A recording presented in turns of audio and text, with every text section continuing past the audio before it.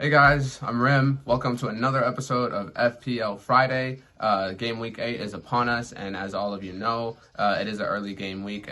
Eastern Time, 4 o'clock is the first game, so basically in a few hours. So let's just get to it. Let's bring our team up for this week, or this past week in Game Week 7. Ended up scoring 67 points this game week, 64 points, sorry. This game week, Mo Salah, our captain, returned with a goal, did very well. Grealish also returned very well. Wish I had thought, honestly, to captain him. He did give away the penalty that he could have had towards the end of the game to Watkins. Very frustrating, but he just seems that kind of player. Just, goals, as long as he gets one, he really doesn't care to have one or two, whatever. He's just going to make sure his team's doing well, which is wonderful to see. But as a FPL manager and an asset, you just want him to rake in as many points as possible for you, obviously. Kane did well to return for us as well. Lamptey returning with a very fortunate goal, and then Kilman returning with a clean sheet. So a very respectable 64. We are still in the top 500,000 for the season so far, so we're just going to continue to try to get those green points or green arrows. So without any further ado, let's take a look at our Game Week 8 gems for you before any of the games really get started. Starting at the back, Kilman is still looking wonderful at 4.3 million and still only really 10% owned.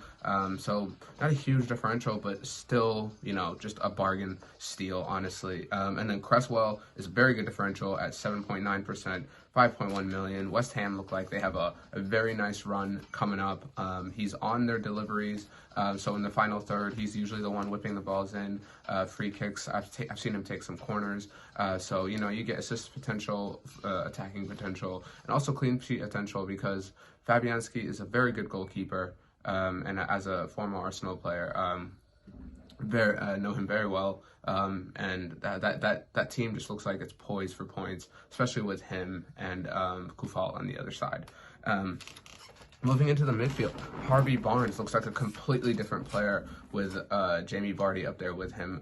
Just those 1-2 that they were playing, the through balls that Jamie Vardy was playing him without even, looking. Some of them was amazing. Same with Jamie Madison. Now that they're really back in their stride, I expect Harvey Barnes to do the same. And at 6.9 million, 4.2%, that's another great look. Another great one is Trossard from Brighton, 1.9 million. 1.9% owned. 6 million is a little expensive because there are other good options around that 6 million, but that percentage is so low. And if he can get 1 or 2 goals, and I think a lot of people are going to be hopping on him. As all of you know, of course, Danny Ings will be out 4 to 6 weeks. So that 8.5 million is basically just burning a hole in your bench. So if you're trying to replace him, we have some great players for you. Wilson, 14% owned, 6.5. He's on penalties for Newcastle. Looks to be scoring. Looks to be good. They have an okay run coming up. Watkins, 4.8%. 6.0 million. I think this guy is the steal right here. After the Arsenal game, they have Brighton, West Ham, Newcastle, Wolves, Burnley, West Brom, and Crystal Palace. So that's 8 games basically a row that he has a chance to score, especially with Grealish and Barkley feeding him those opportunities. So one more, we have Jesus. He looked like he came back during the Champions League. He scored as well. I don't know what's going to happen with Torres. I think they might have to bench him for this Liverpool game. So I would say not to get on him now, but definitely take a look at him in this Liverpool game. If he starts, if he scores, if Liverpool look like a completely different team, or if City look like a completely different team than we've seen in the past few games, I would get on him, especially with less than 1% owned. So those are our game week gems for this week. Let's take a look at our surgery for this week. First team we have up is Odyssey. This looks like a really good team. I don't know how I feel about the triple up. I just if they stutter, you're gonna have 3 heavily priced players on your team, basically playing in the same game, same team, same attack. I love the double, but I'm not sure about Bale. I would try to get Grealish or Zaha. More sense in Grealish just because he's involved in everything, and this guy can get any kind of bonus points. And then obviously the captaincy is on Kane and Vardy. Next team we have coming up is Cash. Yeah, I would definitely get Zaha over Jorginho to start, especially now that we have found out Jorginho is no longer the penalty taker for Chelsea. So even if he does play at that price, he's just no longer viable because he has no real form of scoring. His only form of returning were penalties before this game, and now that Werner is on them, I think you're going to see a lot of people just dumping him. So I'd start Zaha. Maybe Ryan in for Fabianski if he plays. Burnley have scored 3 goals in the last 7 games of the Premier League. So basically, the season so far, they've scored 3 goals. 3 goals.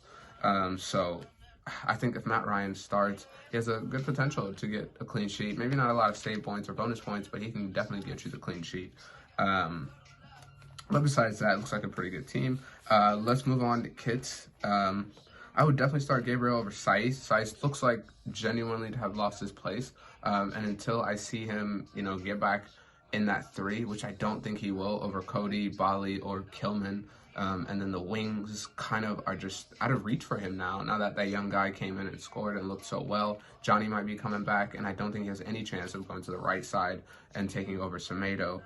So I would definitely get rid of him. And then a great captain pick, because Son is, I just saw, at 60% owned. I have never seen in my life a player hit 60%. I thought 45% was amazing for Salah in the past, 3 to 4 years when he's been the Golden Boot winner, but Son at 60% owned. So you have to have him, or 60% of, the teams who have him are just gonna, zoom right past you.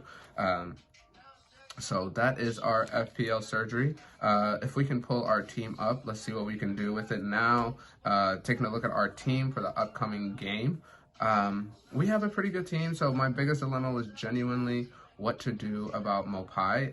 And, it looks like they've been resolved, so it looks like he could come back in, so I was going to wait on him. And I do want to bring in either Vardy or Watkins in game week 10, and then KDB in game week 9 or 10.